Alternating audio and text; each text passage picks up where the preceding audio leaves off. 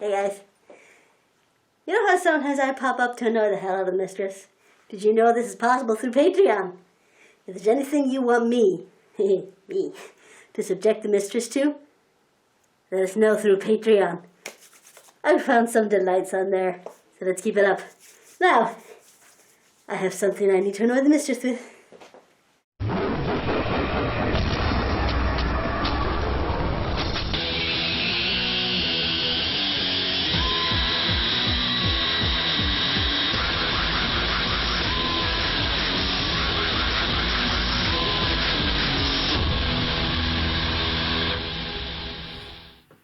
What is it now? Oh, it's just another movie request. It's about... Oh my god! What's that behind you? I don't know. What is it? Oh, it's just your career. Hi!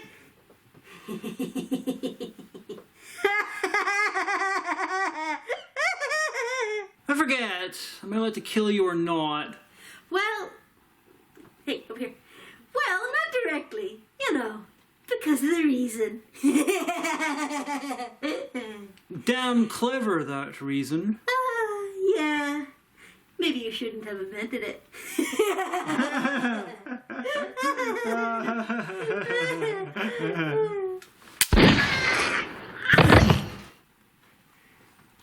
That was cheating.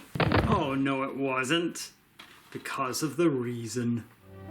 Imagine inside your dreams a powerful somewhere. Greetings, gentle viewers! Now, we've all heard of Utopia, Afghanistan, and Dystopia, also Afghanistan, for the little people. Well, now it's time for Dinotopia, apparently.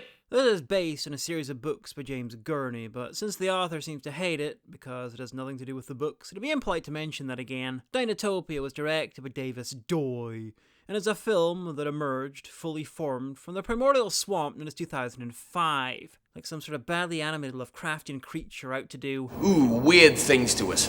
Somehow, this piece of crap managed to get Jimmy Kennedy, Alyssa Milano, Malcolm McDowell, Kathy Griffin, Wayne Knight, Michael Clark Duncan, George Siegel, and Dietrich Bader.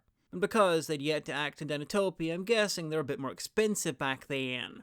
The mix of that cast and this animation is like a dramatization of that drill tweet about how he can't budge and his family is dying. But in this case, that would be a good thing because I wouldn't have to watch this. Okay, Hallmark. Well, this film's suddenly become a lot more comprehensible. SD. I knew I should have got the Blu-ray. Then I could have watched all this Philips CDI Zelda game graphics as intended. With bleeding corneas. We open on the Pacific Ocean. That one in particular. Welcome to the small town if I don't give a fuck. This is the Pacific Boys' Home, with this animation and choice of setting. I'm expecting a heady mix of Tiny Toons and child abuse. Here's our lead, Kex. As you can see, he's a boy of diverse interests, a boat, a copy of Treasure Lisland, and a globe that straddles technically accurate and infuriating like it was the fucking equator. I love how Treasure Lisland become Treasure Island in a close-up. Fixing a problem when you find it, but not being arsed to go back and fixing earlier shots, is the type of laziness I'm very familiar with. I've killed 6 editors because of that. They were all me. Kex. And his alt-right haircutter escaping from the boys' home. Probably because he's anachronistically 90s, the boys' home was anachronistically 30s, and this film was anachronistically 2005. As in, it came out in 2005, but I have no idea when it's set. What you doing, Kex? I'm just an extreme and radical dream, little dude, who put the lights on, 'cause I'm a dumbass. If you get up at night, you're trouble. And if you're trouble, no one will adopt you. No, I'll be fine, little Deuterino. I'm white. Luckily, this timeless wisdom puts the other kid back to sleep, so the plot can continue without Kex having to smother him. Here goes nothing. Yeah, I don't like skate punk either. So here I am, doing everything I can, holding on to what I am, pretending I'm a Superman. Honestly, I'm kind of wishing they gave this thing a PS4 remaster when they did the Tony Hawk's games. I really wish I knew anything about animation so I could properly complain about all this crap. Hey, hurry up down there! We only got a week to Bora Bora! We gotta be on the way by tomorrow, Mora! Cleverly, he realizes because they can't animate shit realistically, gravity's optional and he sneaks on board, stowing away in one of the lifeboats. The view's a bit rocky, but it could be worse. If he's found, he might end up as one of the verses in the good ship Venus. The ship hits a storm and instantly we can see the difference between book learning and experience. He clearly read a lot about sailing, but now he's being smacked in the face by seasickness. Oh, I wish this boat would stop rocking. Kenneth Branagh once spent a whole film saying that. Oh, if only one of his books about sailing mentioned that they have weather out at sea. Anyway, the lifeboat's centre of the side, not because of the extra weight he's putting on it, but because of the much heavier weight of the plot bearing down on it. Still, he is an unaccompanied kid in a ship. Realistically, this is only the second or third worst thing that could happen to him. Over here! Please, help! Is he alive? Yeah, he's breathing. Okay. Disappointed! He's waking up! Quick, hide! Oh, man. Where am I? By the look of it, Pandora. This isn't good. Oh, fuck, the film's trying to become self-aware. Day's half over, Sleeping Beauty. Who's there? So, irritatingly not dead, he's made a feminist dinosaur. You're strong for a girl. What? Girls can't be strong? I'm pretty sure she's going to be complaining about trans women in no time. Hey, you're kinda cute. Nah, Sarah from The Land Before Time just got really into bestiality after the meteor hit and all that was left was mammals. Nah, again, this is 26. So named because her parents finally got the hang of it after 25 goes. And I really wish they'd killed one more. And here's her friend, Borderline Extra. Dinosaurs!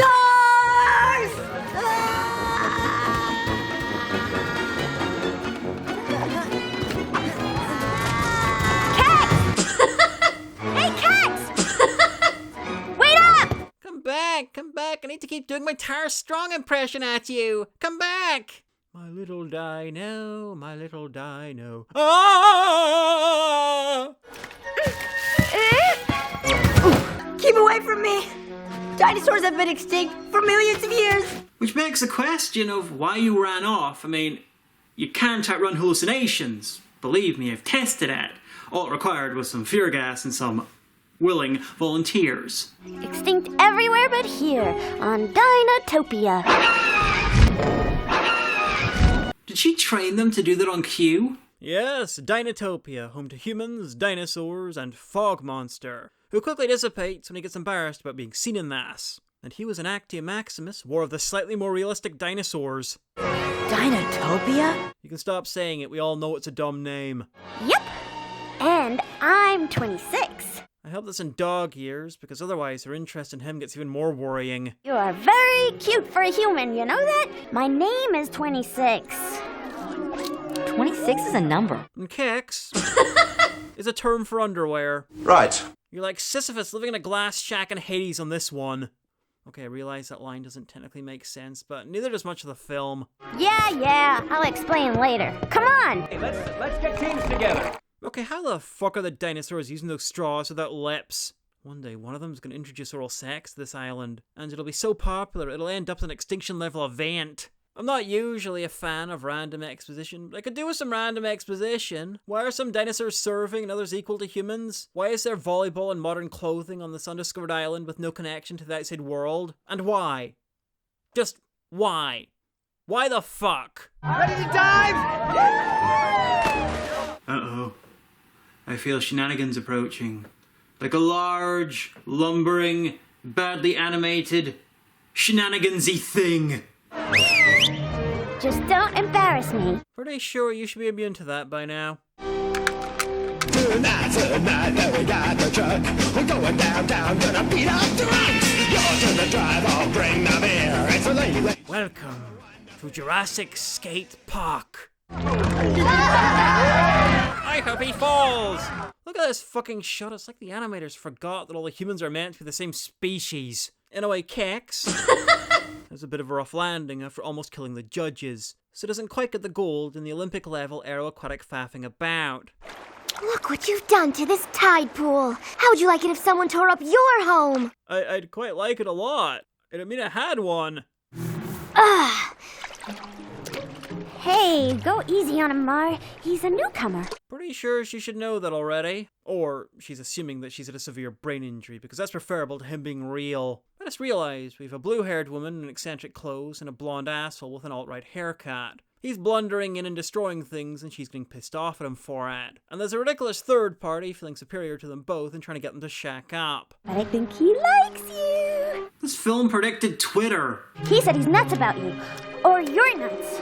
I forget which. Now officially an insufferable trio, and having forgotten that 26's pink friend even existed. This is gonna be great! The three of us together! Lucky her, she escaped. They decide to head for the hatchery, and on the way run into some dinosaurs wearing clothes. Which just makes me remember that the dinosaur who came onto cakes several times is all kinds of naked. Hey, you're kinda cute.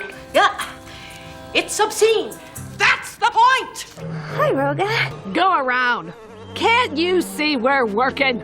Boy, they sure are mean. You'd be mean too if the whole island was partying and you were sent to shovel shit. I'm sick and tired of shoveling dino poop all day. If the dinosaurs in this island are so smart, why are they shitting everywhere? And then, when doing their shit shoveling, they get interrupted by the most irritating people on the island. And believe me, that is an achievement. Who then insult them on the way out. They're just a couple of bullies. You know, this place isn't much of a utopia for these dinos. With treatment like this, it's no wonder they turn to petty crime. I think this treasure map I stole yesterday is for real. Those two are gonna walk away from Omlass and find a supervillain and his bumbling henchmen. That'll be good for a plot. I say we go for it and dump this crummy job. Oh, I'm with you, Roga. The trio pass some other subjugated dinosaurs, showing us the injustice of their class system, while the rest of the film yells at us that this place is fucking amazing, because everyone's equal and happy. This either challenges the audience with some harsh dissonance that mirrors the real-life society around them, or reveals that the people who made this didn't give enough a fuck to think it through. It's probably the second one. Roga, maybe you could dig for a while now. You wouldn't ask a lady to do that kind of work, would you? She has all kinds of old-fashioned ideas because she's a product of the Cretaceous. Anyway, after much digging, they managed to find the treasure her map was leading them towards. A rock. Another rock? Yeah, but it's a pretty rock. Someone's got a fetish. Look at all the colors. Yeah, there's grey, and grey, and grey, and grey, and grey. They all sound the same, but I spelt them slightly differently in the script. Shall we keep it? Give me that!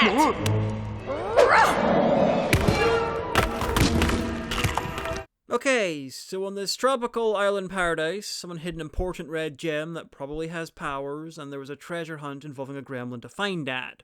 Ashens would love this. No one knows more about random bits of Toxu-Tat than him. Ah, the Toxu-Tat. If there's tat, I'm there. And, it's quite a nice thing. It's very pretty. It's very red. Fits nicely in the palm of your hand. And apparently it's some kind of quantum phase inhibitor that can, basically ruin a star and just, shut down the sun. So, it takes about 8.5 minutes, doesn't it, for the light from the sun to reach here. Let's see what happens. Nope, complete failure. Bloody load of old tat. Uh-oh.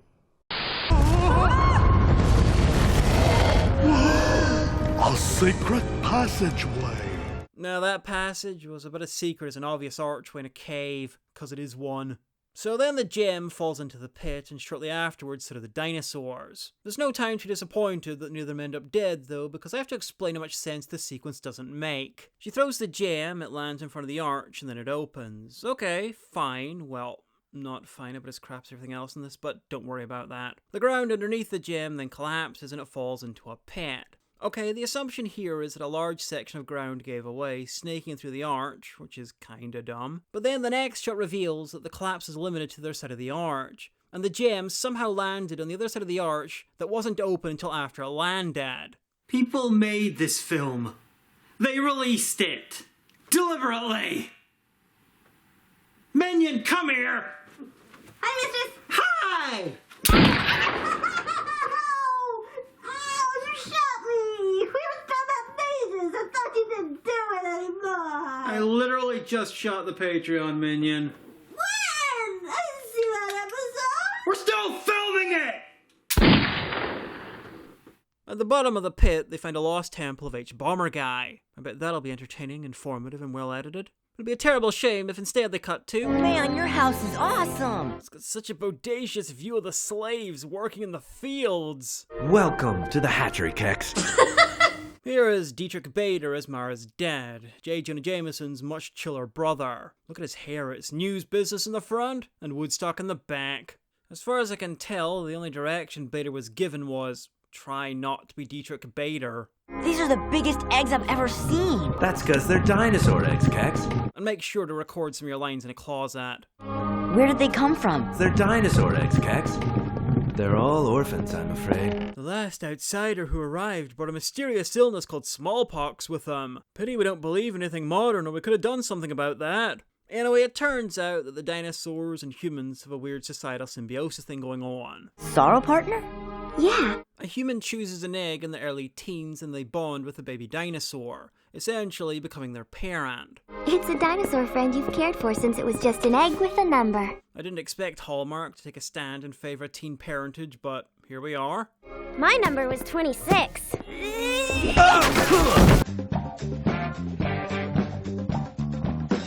26 is your dad? Sorrow partner. And I get to pick my egg today. You know, as egg choosing ceremonies go, it seems simpler to just watch some one-topic videos. Kid, just see yourself out, they're probably going to be at this for a while. Anyway, it turns out that the Sunstones are failing. The Sunstones seem to be losing their power. They're the giant plot devices that power the island. And create a protective shield over Dinotopia. It's like the protective shields in Dune, but instead of being weak against slow-moving blades, they can only be penetrated accidentally by a lifeboat. If the Sunstones go out, we'd be discovered by the outside world and our way of life would never be the same. Yeah, much of the world at least pretends to not much like slavery. Anyway, the old dinosaur reveals that 100 years earlier this very thing happened to the Sunstones when someone called Ogthar arrived. Ogthar. One word. Like Madonna. Ogthar is a traditional Prussian name. It means, my parents fucking hated me. Anyway, all the Sunstones started failing when he tried to take over the island, which is interesting considering these two idiots haven't found and released him yet. But what they have found among this pile of crap is the gem. In another chamber, a long walk from where it fell into the pit. The red gem wants to be found. No, it's mine! It's mine! Uh-oh, it looks like they're squabbling as fucked off the silent watcher of Mordor. Please kill them. Please kill them. Please kill them! Nah, this is Ogthar's tomb. The gem is his ruby sunstone, an evil version of the larger yellow ones. In the cleverest bit of the film, it's much smaller because it's a red dwarf sunstone. Of course, this raises the question, why did the duo say it was the largest gem they'd ever seen? That's the biggest gem I've ever seen! When there's a bunch of yellow versions of the same thing all over the fucking island. Anyway, Ogthar is what happens when Malcolm McDowell plays a Power Rangers villain, but isn't paid enough to actually give a fuck about stuff like acting. It must be a genie. I believe I'm entitled to 3 wishes.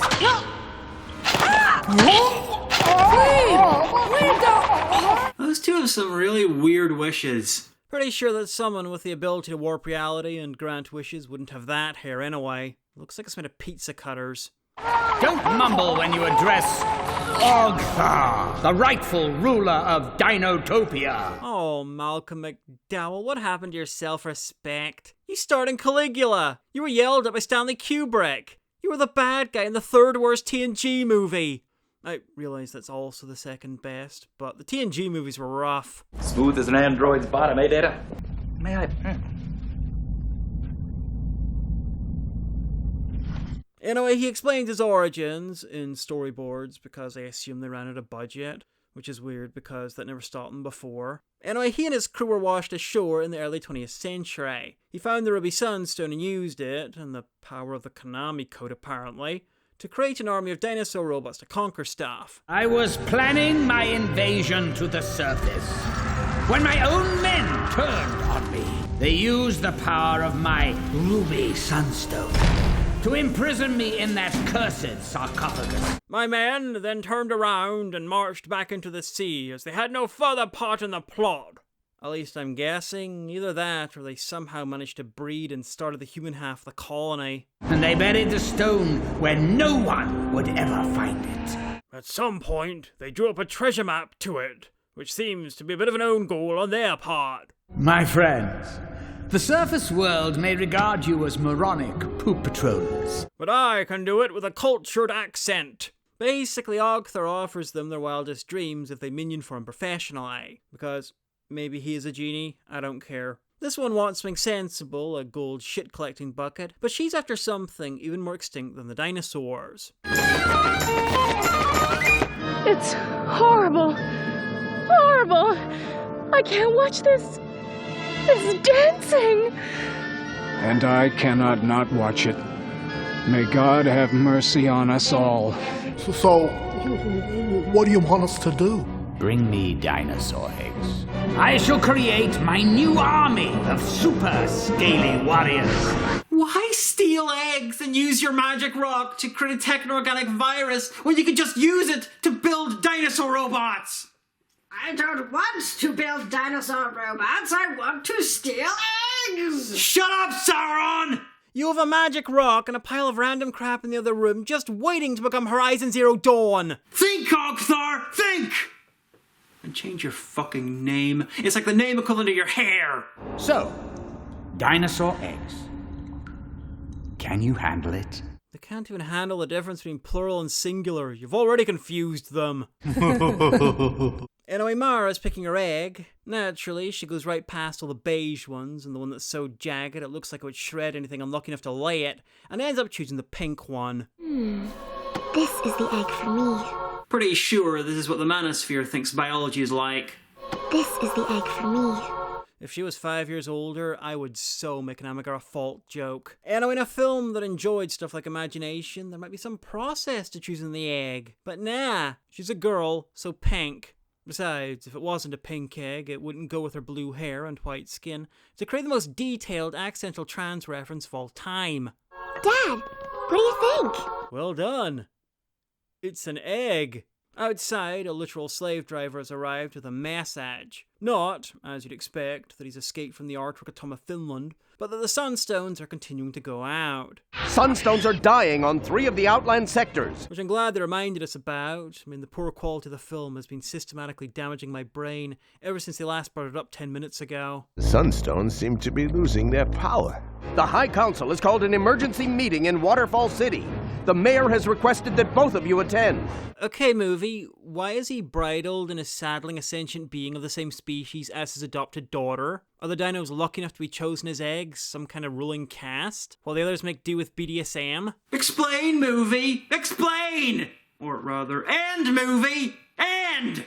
And while I'm gone, I want you to be in charge, 26. Me? Wait. Oh no, John, I couldn't. I'm thinking that the last young dino we left in charge failed so hard he made her his horse. I'm not an in-charge kind of girl, you know? I'm more like, so, who brought the wet moss sandwiches and root beer? Let's party! Woohoo! That is a lot of words for I'm too busy being a traitor to my own kind. Woohoo! He needs her to look after the eggs in case any hatch while he's away. You see, Mara has her hands full. Kex is a fucking idiot. Hey, where can I plug in so my batteries won't run down? And clearly there is no one else on the island. I'll be back soon. Goodbye, children. Bye, Daddy! Anyway, within seconds of them leaving, the trio was started trashing the place and, much worse, started singing. 3 little monkeys jumping on the bed. One fell off and bumped his head. Mama called the doctor and the doctor said, no more monkeys jumping on the bed. I fucking hate this film. If it was capable of bleeding, my ears would be doing it. Teddy! Improve the music! Submission is for the week. Yes! And also yes! It's really good. Die on your knees! Thank fuck the orgy was off screen. Anyway, while they slept off the afterglow of 1,000 wrongs, the gigantic Cadbury's mini eggs were stolen. Easter is officially ruined. But how? Incompetence mostly, and a touch of hypersomnia. In other news, the Dad and the old dino have made it to Waterfall City. You might be wondering why they call it Waterfall City. Well, in Dinotopia, the word waterfall means waterfall, and the word city means place where the fuckwits congregate. I've never seen such an assembly. The costuming in the government emergency meeting is brought to you by the early 2000s Dune adaptation. Everyone's terrified about the return of Ogthar. Rightfully too. I mean, this outsider wants to enslave the dinosaurs in Dinotopia. And that's their job. Look, they also apparently kidnapped the baby dinosaurs. But it never comes up, so ignore that. They went out the window. Okay, but why? You came back into the building and you partied till you dropped. No one locked the door. And have you ever tried to get a cart fully laden with round things out of a window? I hope not, because it never ends well. Sometimes these two are involved. This is all my fault. No, it's not, 26. Yeah, it is. And why does she have eyebrows? Honestly, I'm kind of glad the film can't hear me and try to answer. It means it'll be over sooner. You know, they just follow the egg thieves.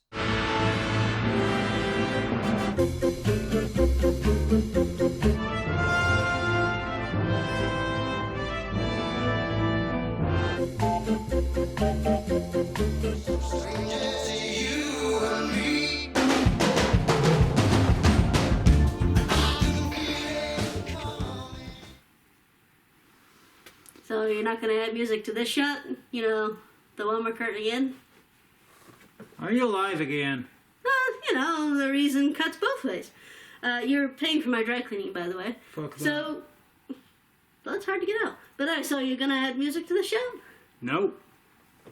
Well, this is a bit of a waste of an opportunity. You spent so much time building up for the previous shots just to leave this one bare? I'm not a dancing monkey. Oh. Okay.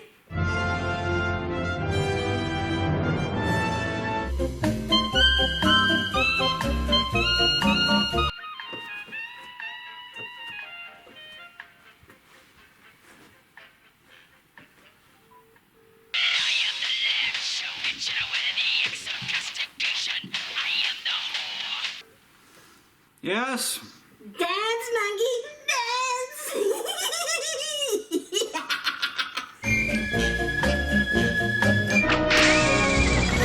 You know, I'm actually kind of glad the makers of this don't give a fuck, because when they try, it turns into Tiny Toons. Pardon me. Anyway, they're distracted from the eggs by physical violence. It's a perfect time for Kex to announce that he has a plan, or what passes for one in his wannabe brain. Crash and dash. Oh, look at these bumps. Everybody's gonna think I'm fork-and-joined Pachycephalosaurus. Nah, they'll just think you're growing new horns. Look out, fossil heads! What's that stupid kid up to? Something too radical for your walnut-sized brain to understand. Skateboarding on grass. I get the feeling that this scene is doing for physics what the rest of the film does for paleontology. As in, it technically happens, but... Not like this. Not like this.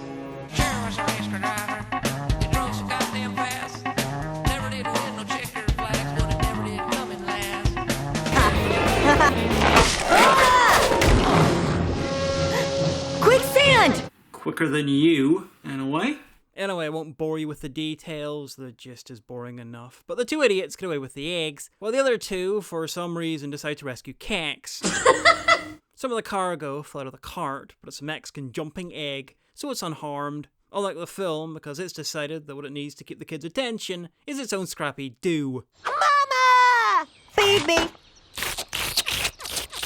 I thought this thing had run out of new ways to suck. Such is the folly of hubris. At least the film has a rough idea of how I feel while I watch this, though I'm not really sure which the two I am. So I have a question. He doesn't have a human sorrow partner, so what happens to him? Is he enslaved and lobotomized? Or just enslaved because he already seems pretty dumb? Or does he get to tag along and make the rest of the film even more painful to watch? This place is gonna be party central! I'm putting in a disco ball! I'm gonna turn up the bass so loud, it'll practically give you a heart massage while you dance! Thought so. At least Cax. Now knows how everyone else feels when he opens his fucking mouth. Okay, so it looks like I was wrong, and Ogthar is going to build an army of dinosaur robots. Instead of using his magic rock, he's just going to do it the hard way, in a cave with a box of scraps. But to be fair, he does look like Obadiah Stane wearing Tony Stark as a suit, so maybe that makes sense. Over at the camp, everyone's asleep, but check out this look on 26's face. She likes her woman like she likes her man, warm-blooded and bipedal. Maybe I'm looking too much into this, but she spent the first chunk of the film coming on to Cax. Hey, you're kinda cute. And then she slept with Mara 2 nights in a row. I don't actually want to notice weird shit like that, but if I don't, then eventually I have to pay attention to the film. And that's like getting a root canal done through your ear. I trust you, 26. I know you won't let me down. I just wanted to repeat that while mooning you, just so you know how disappointed I am. Anyway, the 2 idiots have climbed a mountain to get back to Ogthar, which is kinda weird, seeing as the entrance to his cave was at ground level earlier in the film. I suggest they're taking the scenic route, but everything looks equally shit. The blustery bluffs. Wow, that mountain is high. I think the point of this place is to keep everyone buzzed to make the film make a little more sense. Naturally, they lose control of the cart, and I don't know why everyone seems to be panicking about losing the eggs. They're probably good and scrambled by now. Anyway, the orange one ends up at the bottom of the cliff. Don't ask how, it's not interesting, it just makes the video longer. Anyway, he's at the bottom where he has some company. Does this count as cannibalism?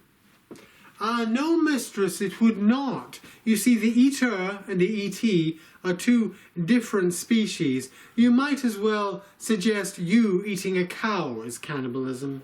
Some people on the internet would say so. I'm sad now. What? Don't you fucking try to comfort me! I want another Roman Emperor themed smart minion built. I want him... I can't remember where we are with the naming schemes, just call him Maximinius Thrax. Have him eat his predecessor! And then have him report to me. Well, that is just rude.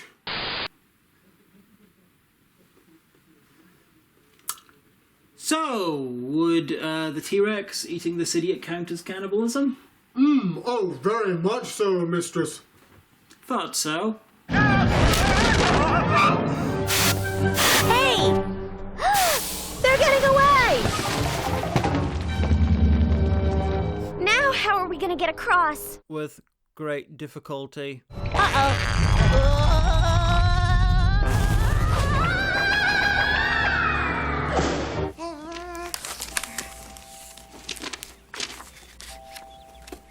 Oh no. He lives. What's the matter?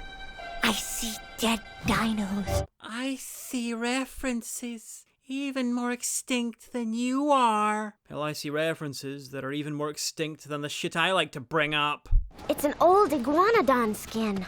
They shed their skin like snakes? I didn't know that, and neither did paleontologists. Anyway, how else could they get across than by some hot air, both creatively and literally? They're gonna use a dinosaur's shed skin as a balloon. Anyway, you know Dinotopia is basically Themyscira. Magic, isolated, anachronistic, defended by an angry bisexual, and now it has an invisible jet. That is not how gravity works!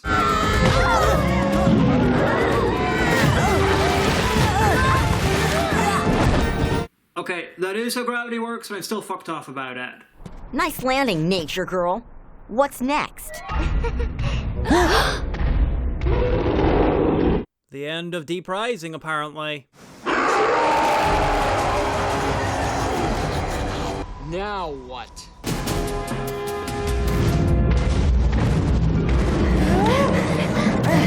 Oh no! It's a dead end! Movie, don't get my hopes up. I already fucking hate you. They decide to hide inside a trilobite. Kinda apt, really, seeing as they're trying to survive a trilobite. Anyway, how do they survive this? By utilizing a plot even older than the dinosaurs and pulling out the splinter of wood embedded painfully in his mouth, therefore becoming his friend. That should start feeling better right about now. I gotta wonder why T-Rexes are allowed to wander the island and eat other dinosaurs. I would have thought they'd have either been integrated into the society or wiped out when they didn't want to be integrated into the society. Like we did in Afghanistan. It's okay. Everything's cool. What are you doing here anyway? This is T-Rex country. Our T-Rex is sounding like Michael Clark Duncan too. Mistress? No, that was just Michael Clark Duncan. He was on holiday. Why the fuck did he come here? He should have turned left at Albuquerque. Anyway, Kex is having a breakdown. I don't know why, I was too busy wondering if Michael Clark Duncan is that T-Rex skeleton we have mounted in the museum, and whether I should check that. He probably has family. I'm going back to the outside world, where a bad day for me is when the orphanage kitchen is out of chocolate-covered donuts. You can't leave. Oh, and you can't make it there on your own, miss. Everything's so nice here in Dinotopia. No, because you're shit at sailing, dipshit. Fine. Go. Look after yourself. Well, don't think it's been a party, 2-6. So the gang is splitting up under the pressure of whatever the fuck is going on. But more importantly, I've just realized that this film cast its only black actor as the only blackish dino, and then made him a scary, violent outcast who can't tell what species people are. Hey, you're a dinosaur, aren't you? No, she's a small, off-duty Czechoslovakian traffic warden. I mean, you're a small one, but you are a dinosaur. I don't even know what level of accidental racism this is, but it's not made any better when they have him start giving out sage advice to the rich girl with a powerful dad. Like this was Uncle T-Rex's cabin. Yeah, sometimes bad stuff happens, but I saw the way you distracted me back there. Because if I didn't, I wouldn't have been distracted. Remember, you are a dinosaur. Because I sure as fuck won't. And there's nothing you can't do. Except survive anything colder than a temperate climate. Anyway, it worked, and the gang are together again to take on Ogthar. Good luck, 26. I would join you, but the finale would be about 3 seconds long. You know, this film is a semi-interactive Zelda CDI game. Only semi-interactive, because all you can really do is yell at it or turn it off. But even that feels like more like a cheat code. Anyway, Ogthar explains his plans in full. He's going to use the ruby Sunstone to build techno-organic cyborg dinosaurs, and they're going to ride the robot dinosaurs into battle. Yo, dog! I heard you like robot dinosaurs, so I put a robot dinosaur on your robot dinosaur so you can robot dinosaur while you robot dinosaur. You know, pimping your ride has very different connotations when you're dealing with something that's possibly sentient. Then everyone will bow down to me, Ogthar! Movie? I am still confused about how an English guy arrived in a ship 100 years ago with the name Ogthar. If he was from Saxon England, okay. If he was from Hyperborea, okay. But he's English, from something like 1905. Did he run off to sea because of the incessant teasing? Or is he called Ogthar because of the RB and OG? Gotta say, it is kind of weird that they buried Ogthar alive, but didn't destroy these machines of his. But I suppose they were very busy destroying these other machines of his. And frankly, this is the sort of thing I'd expect from the country that exiles all its cannibals on the pain of being told to go away again. It's so useful that they put these diagrams on to keep track of how evil the fetuses are becoming. I was worried I'd forget and assume it's a giant egg timer. Anyway, Kex, having no solid grounding in revolutionary politics, decides to use the Master's dinosaur robots to destroy the Master's lair. We can use these strutters against that creep. Don't you understand? These machines were made to do evil things. The only chance we have to save those eggs is to use these machines. To survive a cosmic storm that devastates their planet, the Protectons and Terracores are forced to transfer their essences into the huge, powerful bodies of robotics. Robotics! Me, Grimlock, not Truckosaurus! Me, King! Why, you insolent...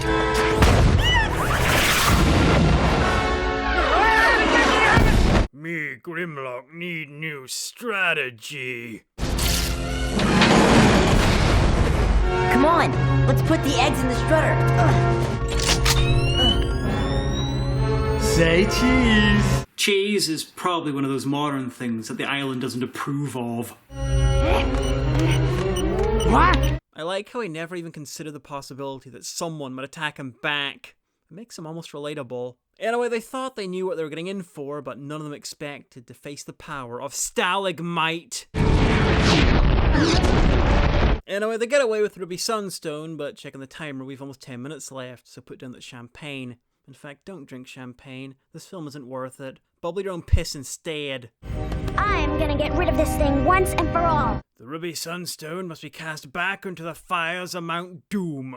I'd ask why no one used the volcano to do that 100 years ago, but this lines up perfectly with the Dinotopia we've seen. I mean, why bother wasting time ending your land's greatest threat permanently, when you could spend that time enslaving things and being impressed with skateboarding? Christ, it's like the Americans all over again. What is that?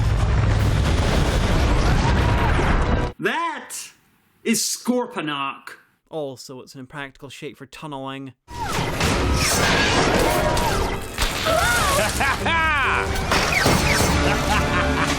Man, this reboot of Beast Machines is shit. Anyway, you probably weren't, but you might be wondering what the people in the capital are up to. Well, I spent nearly half the film watching the volcano that Ogthar used as a base last time come back to life. What is that strange light? It's Ogthar. I'm certain of it. They could help, but they're being held down by the incredible weight of their incompetence. And their hats. But still, there's a message from Sky Captain in the world of yesterday. Your Honor, there are mechanical dinosaurs coming out from the base of the volcano. Having found that the thing they were watching happening is actually happening, the same thing they thought was happening because it's what happened last time. It's Ogthar. I'm certain of it. They finally decide to get involved. Well, 26 and Mara's dad decide to get involved.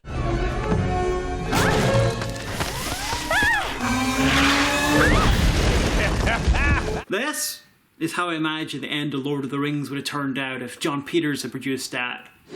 But I was really reminded the next summer when I went to the movies and saw a movie that John Peters had produced. And it was called The Wild Wild West. So I'm sitting in the theater watching the movie. I'm like, good Lord, this is a piece of shit. But then all of a sudden, like a giant fucking spider shows up.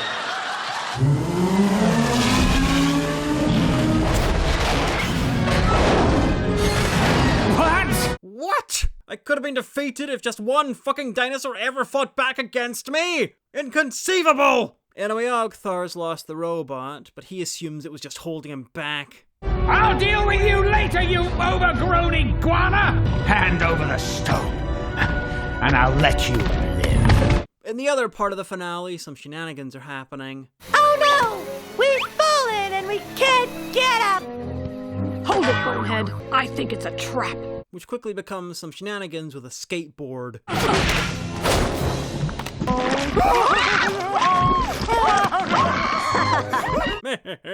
They're dying.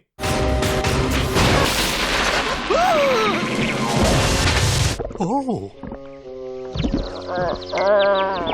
Medics say he may live, but only with his neck as an internal organ.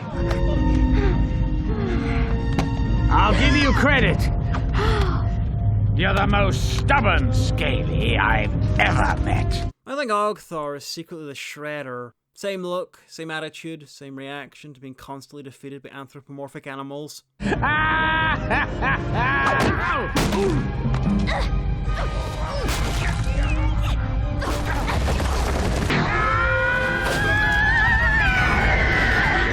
eagles are coming!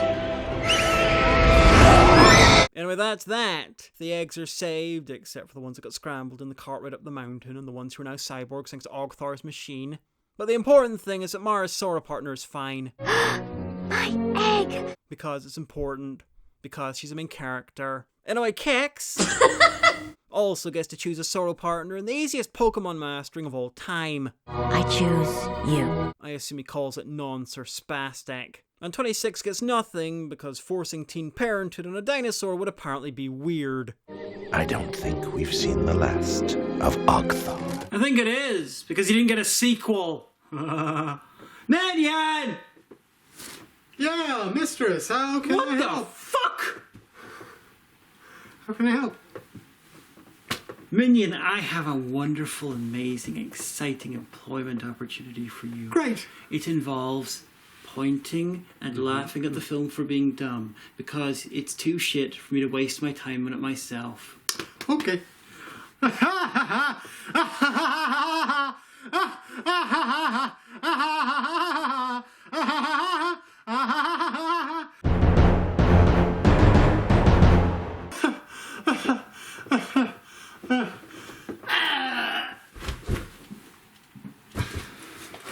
Thank you!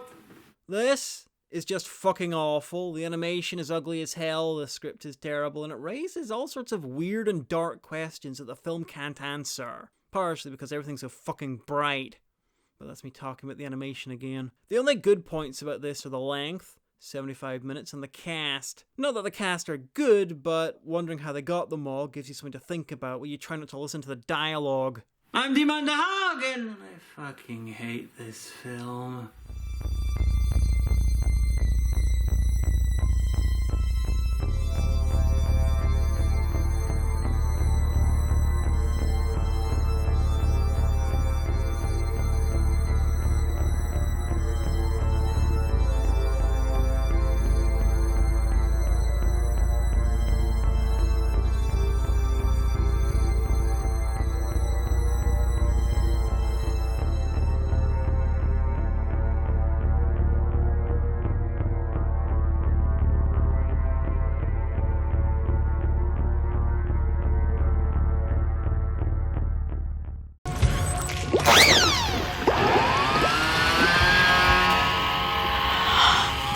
Keep moving down the line. If I had an anus, I'd probably soil myself.